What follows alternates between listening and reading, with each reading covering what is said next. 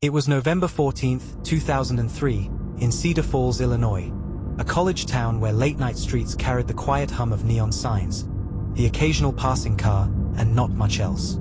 At 23, Hannah Price was used to long nights. A nursing student finishing her shift at Mercy General Hospital, she often walked out past midnight, tired but relieved. That night, the cold air bit harder than usual, and she pulled her jacket close as she stepped outside the hospital's sliding doors. The bus had already stopped running. Her roommate's car had broken down. And so, like many students did back then, Hannah waved down a cab. A yellow taxi pulled up slowly, its headlights cutting through the mist that rolled in from the river. Witnesses later said the cab looked older, like it had been on the road far too long, but at that moment, it was a lifeline home. At 12:07 a.m., Hannah sent a text to her roommate.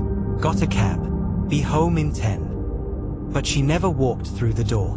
By morning, her roommate panicked and called police. At first, it was treated like a routine missing person case. Maybe she stayed out with friends. Maybe she just needed space. But then detectives checked the taxi company records. And that's where the first crack appeared. No taxi had been dispatched to Mercy General that night. And when investigators pulled surveillance footage from a nearby gas station, they found something even more disturbing. The camera caught Hannah stepping into the cab. But when the car pulled away, the license plate was unreadable, blurred, as though the taxi had no identity at all. For weeks after Hannah vanished, Cedar Falls was gripped by unease. The official investigation stalled quickly. No license plate, no registered cab, no reliable leads. But in the absence of answers, a different kind of evidence began to surface. Stories, whispers, rumors. Students at the university swore they'd seen a yellow cab driving in circles late at night, slowing near bus stops where young women stood waiting.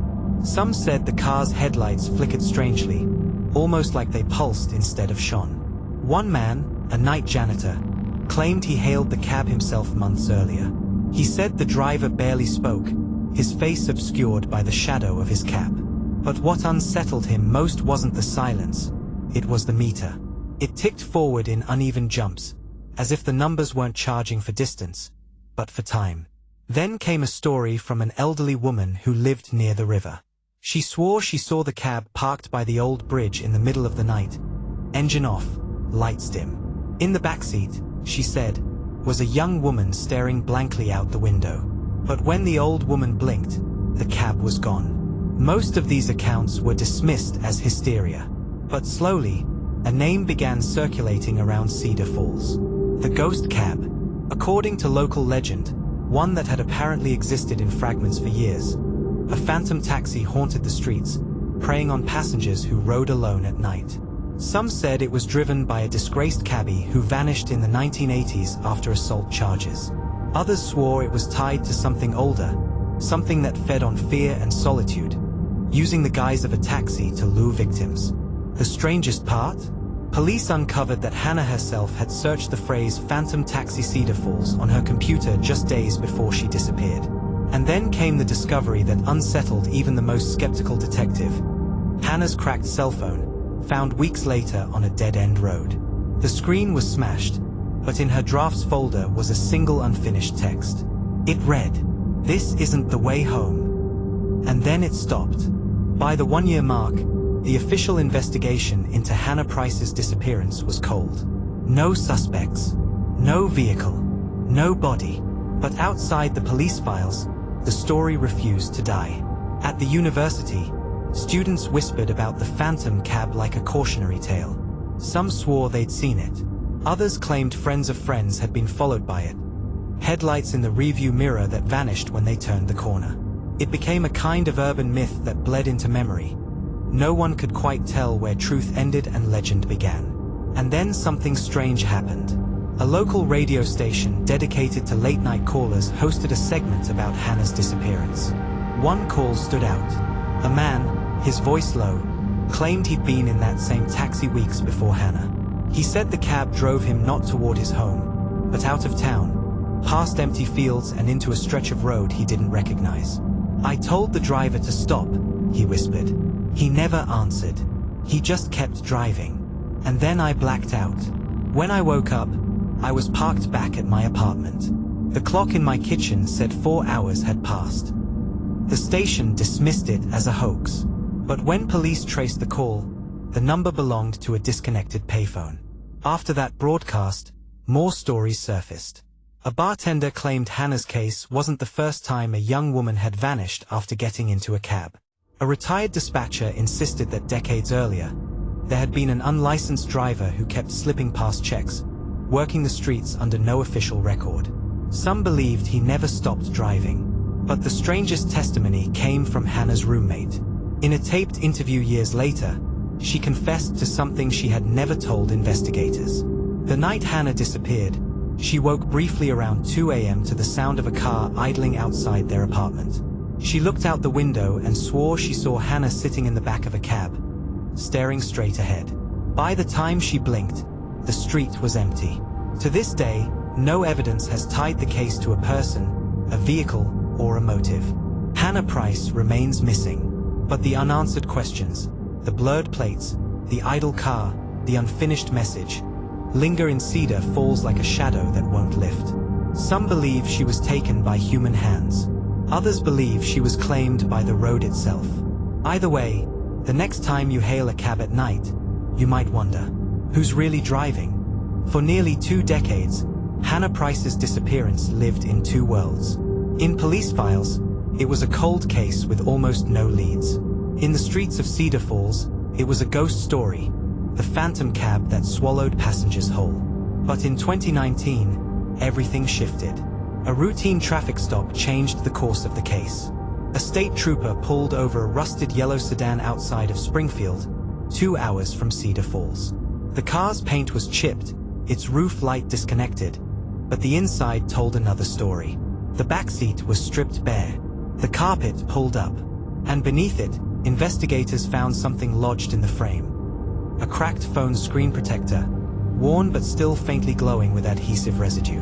When the serial number was tested, it matched Hannah Price's phone. The driver of the car was Raymond Harlan, age 62, the nephew of Victor Harlan, the disgraced cabbie who disappeared in the 1980s.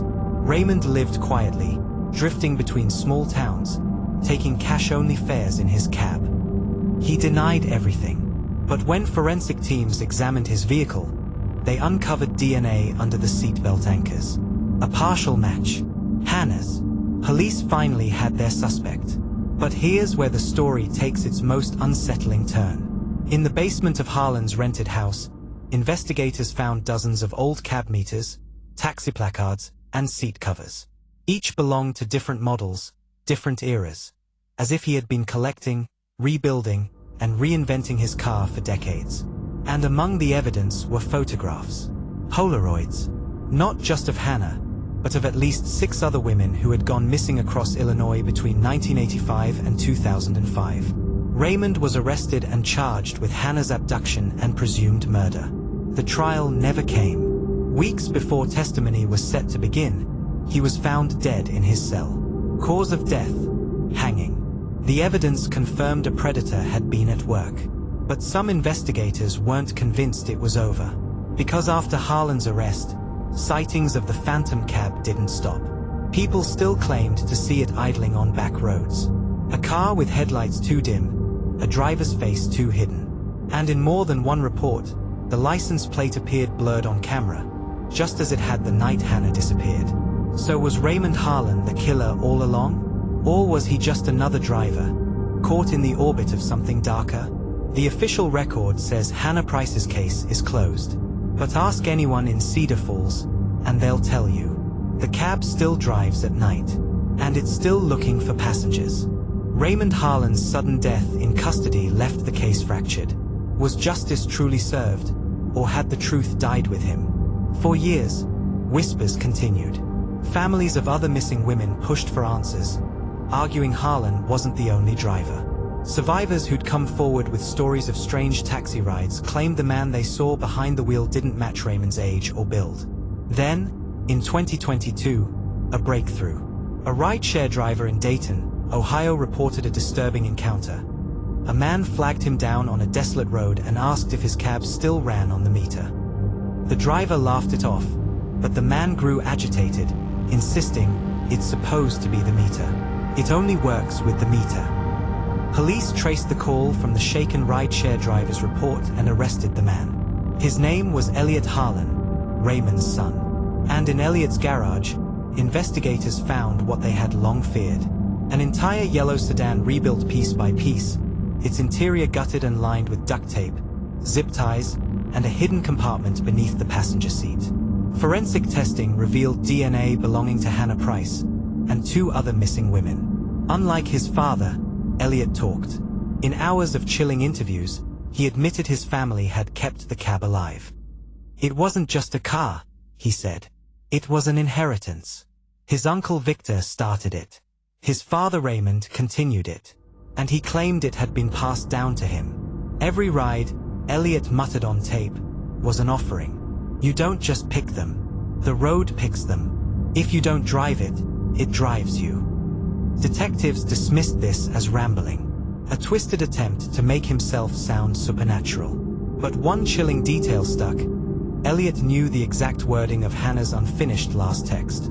"This isn't the way home." A message that was never made public. Elliot Harlan was convicted in 2023 of Hannah Price's murder and the abductions of 2 other women. He is serving life without parole. The case was finally, officially, closed. But in Cedar Falls, the story doesn't end. Because even after Elliot's conviction, reports of the phantom cab persist. Students still whisper about headlights that follow too closely. Rideshare drivers still claim they've seen an old yellow sedan idling at intersections, its driver's face blurred in shadow. The Harlans may be behind bars. But the question lingers, did they create the legend of the taxi? Or did the taxi create them?